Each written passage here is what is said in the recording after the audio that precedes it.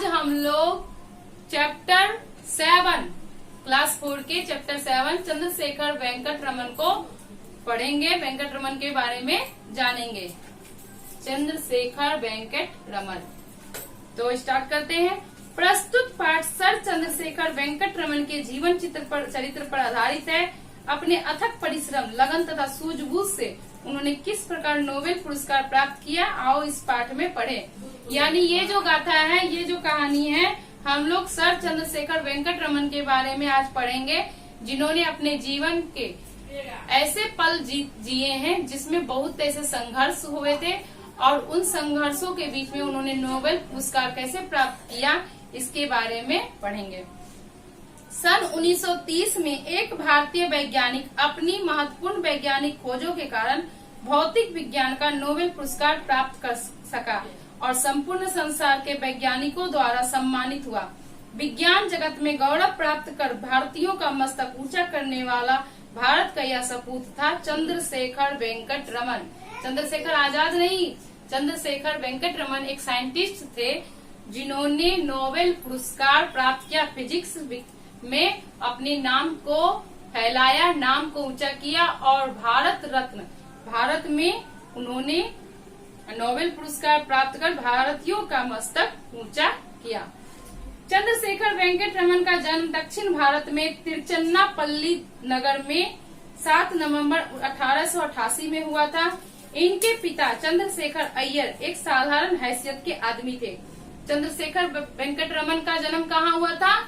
तिरुचिन्नापल्ली, जो साउथ में है यानी दक्षिण में है, वहाँ के तिरुचिन्नापल्ली नगर में 7 नवंबर 1888 को हुआ था और उनके पिता का नाम अय्यर था, चंद्रशेखर अय्यर, जो एक साधारण व्यक्ति थे, बहुत ही गरीब, कम हैसियत वाले व्यक्ति थे। रमन बचपन से ही बहुत प्रतिभाशाली थे। शरीर तो उनका बहुत दुबला पतला था, किंतु बुद्धि बहुत तीक्ष्ण थी। उन्होंने केवल 13 वर्ष की अवस्था में ही वॉल्टेयर से इंटरमीडिएट की परीक्षा उत्तीर्ण की। इसके बाद वे मद्रास के प्रेसिडेंसी कॉलेज में प्रविष्ट हुए और अपनी प्रखर प्रतिभा के कारण थोड़े ही दिनों में शिक्षकों के स्नेह पात्र हो गए। उन्हें बचपन से ही विज्ञान से प्रेम था। रमन जो थे वो बचपन से ही बहुत ही प्रतिभाशाली थे, जो हमेशा कुछ न कुछ करते रहते थे और वो देखने में बहुत दुबले पतले थे, लेकिन बुद्धि जो थी उनके पास तीक्ष्ण थी, क्योंकि वो 13 साल की उम्र में ही इंटरमीडिएट की परीक्षा उत्तीर्ण कर ली, यानी पास कर ली। इसके बाद वे मद्रास, दक्षिण में ही मद्रास है, मद्रास के प्रेसिडेंसी कॉलेज में प्रविष्ट हुए। इंटर करने के बाद आगे की पढ़ाई करने के लिए वह मद्रास के प्रेसिडेंसी कॉलेज में इंटरमीडिएट उनका एडमिशन हुआ और अपनी प्रखर यानी अपनी तीक्ष्ण बुद्धि के कारण, अच्छी बुद्धि के कारण वह इतने अच्छे से जवाब देते थे, अपनी बुद्धियों से सारे टीचर को खुश किए रहते थे, जिससे वो सभी शिक्षक के स्नेह पात्र हो गए, यानी बहुत ही शिक्षकों का उनसे लगाव हो गया। वह अच्छे पढ़ने में थे, अच्छे पढ़ने वाले बच्चों को तो हर टीचर मानता है ना। आप लोग में से भी कोई होंगे जो बहुत अच्छे पढ़ते होंगे, नंबर लाते होंगे, तो उनको टीचर ज्यादा अच्छे से जानते होंगे और ज्यादा मानते भी हैं। उन्हें बचपन से ही विज्ञान से प्रेम था।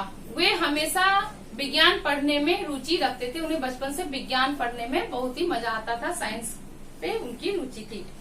एमएससी में उन्होंने अपना प्रिय विषय भौतिक विज्ञान ही लिया।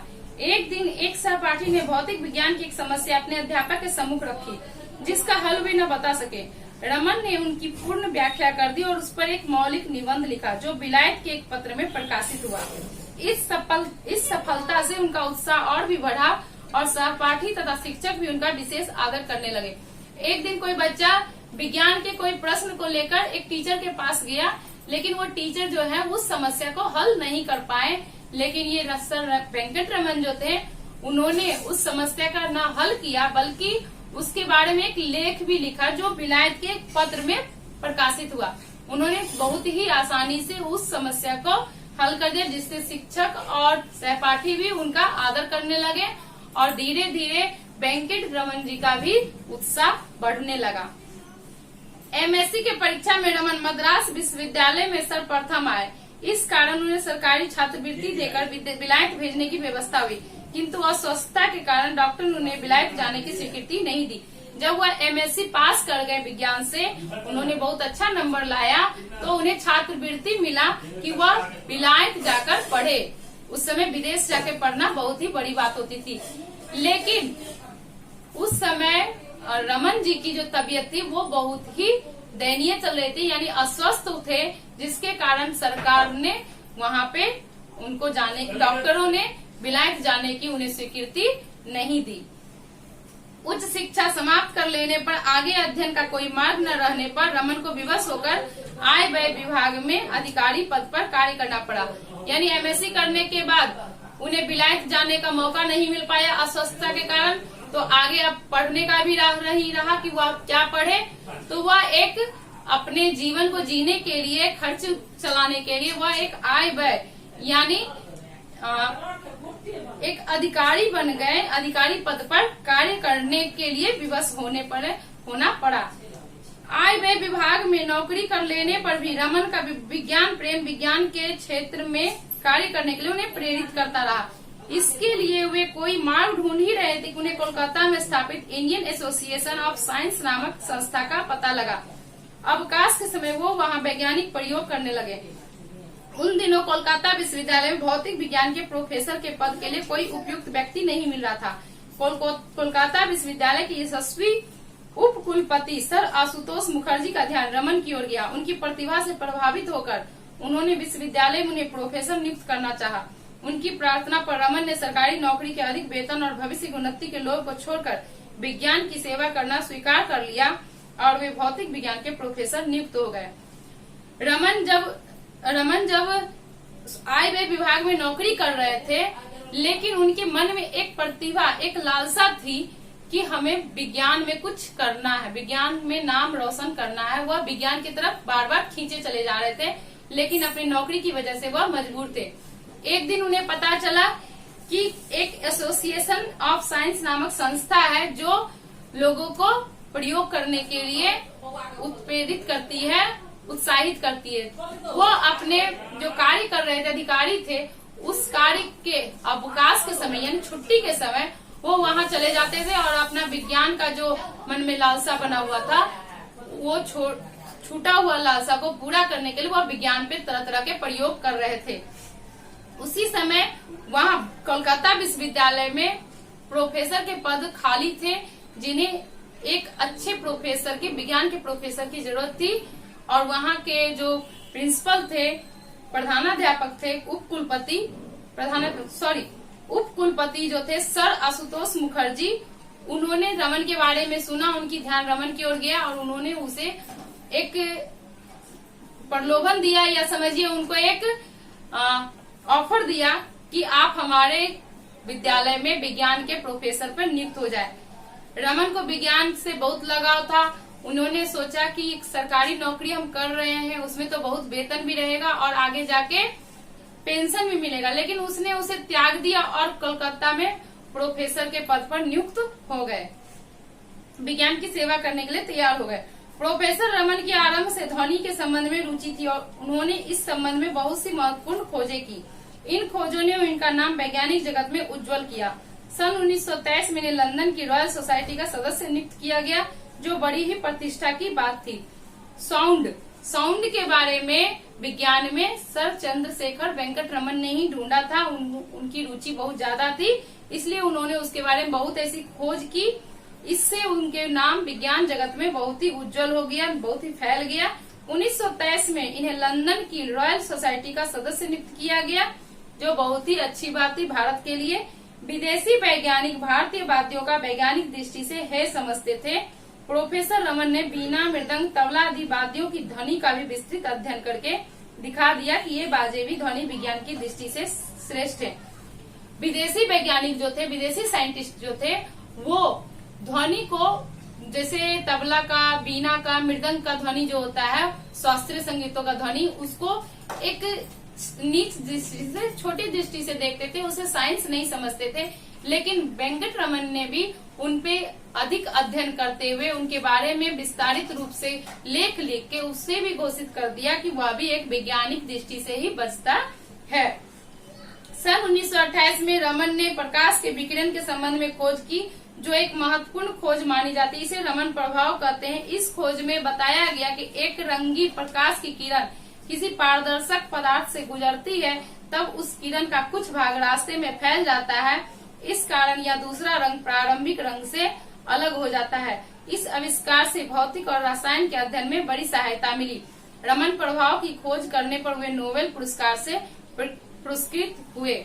उन्होंने एक खोज की जिसे प्रकाश के विकिरण का खोज कहा गया, या उसे रमन प्रभाव का भी खोज कहा गया है। यह बहुत ही बड़ी सफलता थी वेंकट जी के लिए, और इसी के लिए उन्हें भारत में नोबेल पुरस्कार दिया गया, जिसमें बताया गया कि जब कोई किरण जो है वह पारदर्शक पदार्थ पे गुजरती है, पारदर्शक पदार्थ से गुजरती है, तो वो किरण जो है रास्ते में कुछ फैल जाती है और वह दूसरे रंग में परिवर्तित हो जाती है। चंद्रशेखर वेंकट रमन को नोबेल पुरस्कार प्रदान करने की घोषणा समाचार पत्रों में प्रकाशित होने पर प्रत्येक भारतीय का मस्तक गौरव से ऊंचा हो गया। जब उन्हें नोबेल पुरस्कार मिलने की घोषणा हुई पेपरों में, तो भारतीय मनुष्यों का या भारत का, समझिए हमारे देश का मस्तक जो ऊंचा हो गया, क्योंकि वह एक बहुत ही गर्व की बात थी कि किसी भारतीय को नोबेल पुरस्कार मिलना था। सन 1932 में कोलकाता विश्वविद्यालय से अवकाश ग्रहण करके डॉक्टर रमन बेंगलुरु के विख्यात इंडियन इंस्टीट्यूट ऑफ साइंस का संचालन करने लगे। इस महान वैज्ञानिक का देहांत 21 नवंबर 1970 को हो गया। अपने एक भाषण में उन्होंने कहा था, सच्चा वैज्ञानिक देश, राष्ट्र और जाति की सीमाओं से बंधा नहीं होता है। वह अपनी वैज्ञानिक खोजों से मानव मात्र का कल्याण करना चाहता है। उन्होंने माना कि एक सच्चा वैज्ञानिक जो होता है, जो किसी चीज की खोज करना चाहता है, अपने देश को कुछ देना चाहता है, वह किसी जाति, राष्ट्र और देश की सीमाओं में नहीं बंधा रहता। ये नहीं कि हम इस देश के हैं तो हम दूसरे देश के बारे में खोज नहीं सकते हैं, या दूसरे देश नहीं जाते, या अपने राष्ट्र की सीमाओं में बंधा नहीं रहता है। वह एक सच्चे खोज कर अपने देश को, अपने देश की जनता को कल्याण करने के लिए कुछ भी कर सकता है। तो बच्चों, आपका ये चैप्टर समाप्त हो गया। भाषा बोधन, भाषा बोधन में है, नीचे लिखे शब्दों का प्रयोग इस प्रकार करो कि उनके अर्थ में सूक्ष्म अंतर स्पष्ट हो जाए। यानी एक ऐसा शब्दों का प्रयोग ऐसा प्रयोग करना है कि दोनों के बीच सूक्ष्म अंतर स्पष्ट हो जाए। ना समझ किसे कहते हैं और मूर्ख किसे कहते हैं, दोनों के बीच अंतर बताना है। घमंड क्या है और गर्व क्या है, सहयोग क्या है और सहायता क्या है, श्रद्धा क्या है और आदर क्या है। ख में है, तुम जानते हो कि विशेषण शब्द संज्ञा की विशेषता बताते हैं, पर कुछ विशेषण अन्य विशेषण की विशेषता बताता है। इन्हें पर विशेषण कहते हैं, यानी विशेषण के भी विशेषण।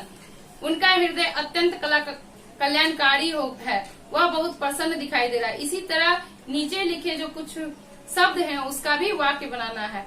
पढ़ो और समझो, उच्च का उच्चतर, उच्चतम। इसी प्रकार नीचे लिखे विशेषणों से नए शब्द बनाओ, इसमें तर और तम लगा के आपको बनाना है। ये तीनों बच्चों आप खुद से बनाइएगा। नहीं समझ में आएगा तो मुझे कॉल कीजिएगा। ओके, ठीक है, थैंक यू, बाय।